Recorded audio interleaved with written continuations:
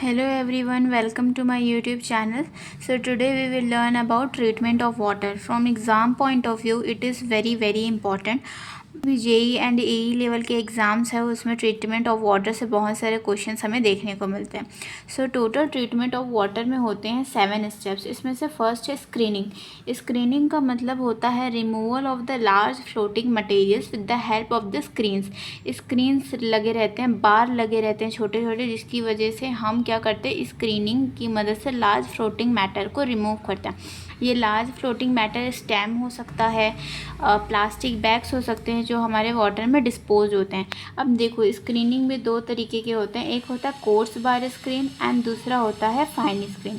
Course बार screen का जो dia है वो 20 to 100 mm के स्पेसिंग में रहता है और इसका जो डायामीटर है वो 10 to 25 mm रहता है. फाइन स्क्रीनिंग भी होती है जो उससे ज़्यादा छोटे पार्टिकल्स को रिमूव कर सकती है. इन दोनों में सबसे ज़्यादा वाइडली यूज़ होता है कोर्स बार स्क्रीन का. वाई? बिकॉज ये जो क्या रहता है, ये जो लार्ज फ्लोटिंग मटेरियल्स को रिमूव कर देता है. एंड आप लोगों का क्वेश्चन अराइज होना चाहिए कि फाइन स्क्रीन तो उससे छोटा पार्टिकल रिमूव कर देगा. तो इसके बाद भी हमारे बहुत सारे स्टेप्स होते हैं जिससे हम वाटर में जो भी इम्प्योरिटीज़ है वो रिमूव करते हैं. अब बात ये आती है कि फ़ाइन स्क्रीन का यूज़ क्यों नहीं करते. तो ये जो स्क्रीन्स जो होते हैं इसको हमेशा टिल्ट करके लगाया जाता है 45 के एंगल में. अब जो होगा फ़ाइन स्क्रीन, अगर फ़ाइन स्क्रीन में पार्टिकल्स आएंगे तो वो बहुत ज़्यादा क्लॉगिंग होगी उनमें, जिसके कारण से फ़ाइन स्क्रीनिंग को बहुत बारी क्लीनिंग करना पड़ेगा. इसलिए हम कोर्स बार स्क्रीन ही यूज़ करते हैं. ठीक है. नेशन 3:6 वर्टिकल और 1 हॉरिजॉन्टल, और यहाँ पे लिखा गया है कि कोर्स स्क्रीन ज़्यादा यूज़ करते हैं. देन सेकेंड स्टेप आता है एरिएशन. एरिएशन का सिंपली मीन्स होता है addition of O2 by artificially और नेचुरली इनटू द वाटर. ठीक है. और वाटर में ऑक्सीजन का होना बहुत ज़रूरी, इसलिए हम एरिएशन देते हैं. आर्टिफिशियली हो गया चाहे नेचुरली. ये और क्या करता है, ये undesirable gases like carbon dioxide, H2S and minerals like iron and manganese को रिमूव करता है. इसके 3 मेथड होते हैं: spray nozzle method, cascade aerator, tray tower method. Spray nozzle की तरह होता है. ठीक है. ट्रे टावर लेयर्स में होता है, 1 लेयर, ये 1 लेयर, 2 लेयर, 3 लेयर. और कैस्केड एरिएटर नॉर्मली जैसे हमारा ये होता है उसी तरीके से होता है. सबसे ज़्यादा कॉस्टली स्प्रे नोज़ल मेथड होता है, बट इसकी इफ़िशेंसी बहुत ज़्यादा लार्ज रहती है. कार्बन डाइऑक्साइड को भी ये 95% और H2S को 90% तक रिमूव कर देता है, पर जस्ट बिकॉज ये कॉस्टली होता है हम इसको प्रेफर नहीं करते हैं. कैस्केड एरिएटर लो होता है, इसकी इफ़िशेंसी इतनी होती है. ट्रे टावर मेथड क्या करता है, सबसे ज़्यादा अगर CO2 को कोई रिमूव करता है तो होता है ट्रे टावर मेथड. और एक है डिफ्यूज़ एयर मेथड, जिसको हम सिंपली एयर से डिफ्यूज़ कराते हैं. ठीक है. इसके बाद आता है सेडिमेंटेशन. सेडिमेंटेशन मतलब कि process of removal of the suspended impurities. जो भी हमारे वाटर में हमने लार्ज फ्लोटिंग मटेरियल्स रिमूव कर लिया, इसके बाद जो भी वाटर, स्पेसिफिक ग्रेविटी मीन्स क्या होता है, density of the solid upon density of the water, या वेट आप उससे ले सकते हैं. सेडिमेंटेशन का सिंपली मीन्स होता है कि जिस पार्टिकल साइज की वेट ज़्यादा, स्पेसिफिक ग्रेविटी ज़्यादा, वो नीचे आके सेटल हो जाएगी, इससे हम उसको रिमूव कर लेंगे. अब इसमें भी दो तरीके के होते हैं. एक होता है क्वेश्चन टैंक या फील एंड ड्रॉ टाइप. एक होता है कंटिन्यूअस में अगेन दो आता है, horizontal and type tank, horizontal flow type tank.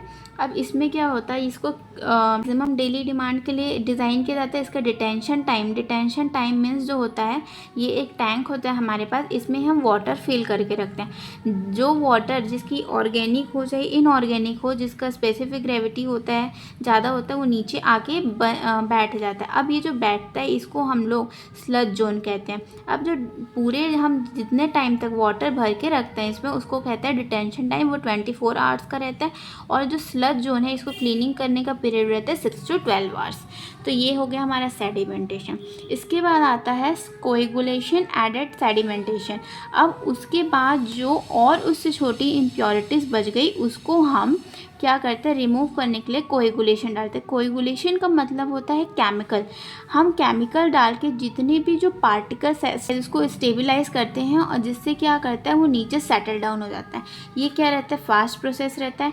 फिर ये फास्ट प्रोसेस के बाद फॉक्यूलेशन, स्लो मिक्सिंग करते हैं।